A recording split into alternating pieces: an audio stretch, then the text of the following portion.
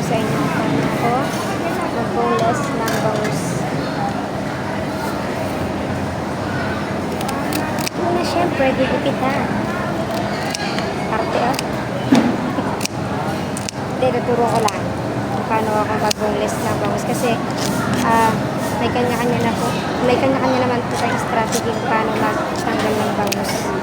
Ay, tinik pala. Sorry. Gari na eh. Ay, tuturo ko na.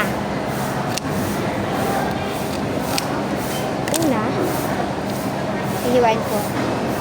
Pag hiniwa nyo, ganito lang po. Yan. Huwag pa-slant pa kasi baka dumaplis. Nahiwa kayo.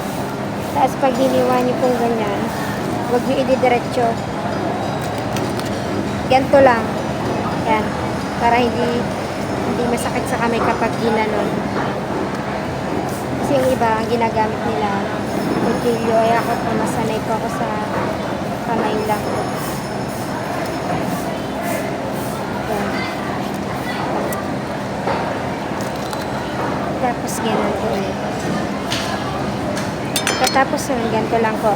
Yan. Para hindi siya masakit, ganito nila. Tapos yung tinik niya, dito sa kabila, nandito lahat buo. Pero may ibang natitira, pero hindi naman siya nakakasakit. Nasa kabila lang. Tapos ganito lang. Yan. Tapos ganito lang. Ito lang. Kapag ganito. Dire-diretso lang yan.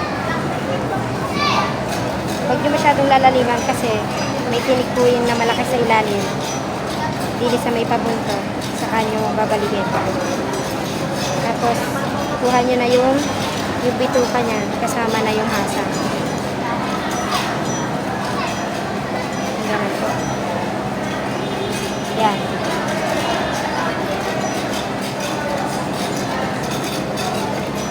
Same lang din po yun.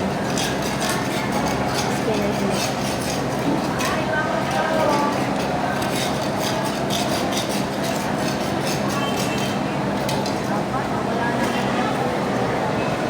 Tapos kita nyo po yung guhit. Kaya hindi po ako nagamit ng kutsilyo.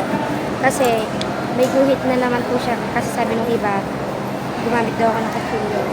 Kaya nga po hindi na po ako nagamit. Kasi ito naman meron siyang guhit dito. Meron dito. Tsaka dito. Kita naman po yan.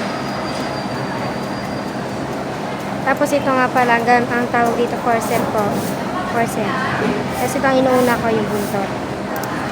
Tapos pipigilan mo lang siya. Kasi sabi nung iba, nadadala daw yun naman. Yung sa may buntot, nadadala talaga yun. Ganon po. Pero hindi naman lahat, kaya po pinipigilan. Tsaka hindi po siya durog kasi nga, ibinubuka po yung laman. Hindi nyo po makukuha ang tinik niyan kapag hindi buka laman. Kasi kapain nyo lang siya.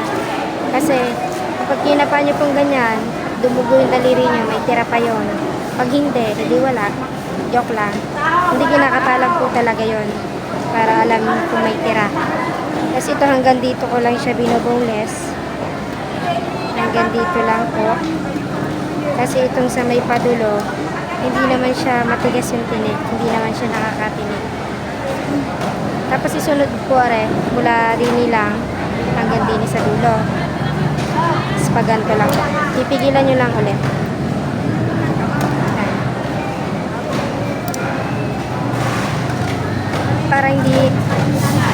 Para hindi talagang nasama yung laman niya. Tapos ganyan lang.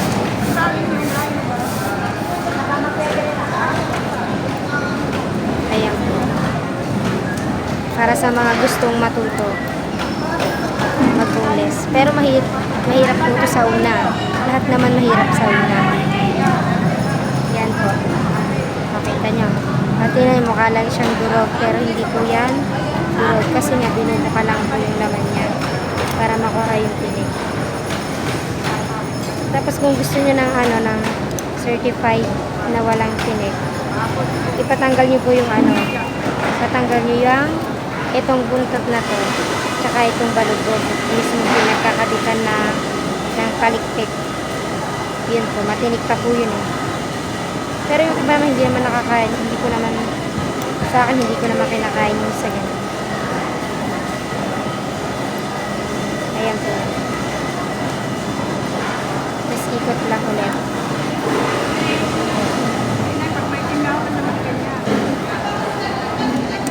Para sa akin, madali na lang po mag-boneless, pero masakit rin po yun. Masakit talaga sa kamay kasi hindi may iwasan. Hindi ka masugatan. Mamaya pa ba kayo po eh? Tapos yun, nakakatay na lang. Ayan, kung may tira pa. Pag wala na, yun na yun. Tapos na. Ay kasi. Kaya po yun. Sita na ng isa. Dapat pagdating sa inyo, di ba ba naman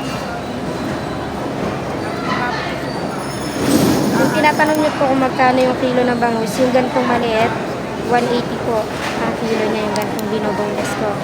Pero itong dalawang to, kasi medyo malaki, 140 are. Kasi medyo malalaki sila. Pero 180 po talaga ang kilo ng maliit. Tapos, ang malaki namin ay 220. Tapos, ang paboneless po sa akin, kapag sa akin po ang bangus, wala ho akong dagdag. Hindi po ako nakuha ng bayad. Yung as in kilo lang. Tapos, pag hindi sa akin ng bangus, nagpapabayad po ako ng 20 sa isang malaki. Tapos, sa maliit per kilo, 30. Kasi mas mahirap bungnisin ang maliit kaysa sa malaki. Kaya po per kilo yon. Para sa akin naman po yun.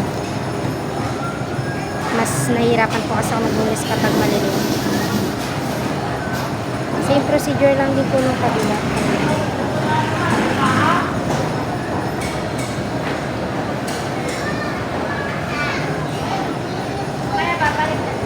Ayan. Ganun lang po kadali. Ay, para sa akin po.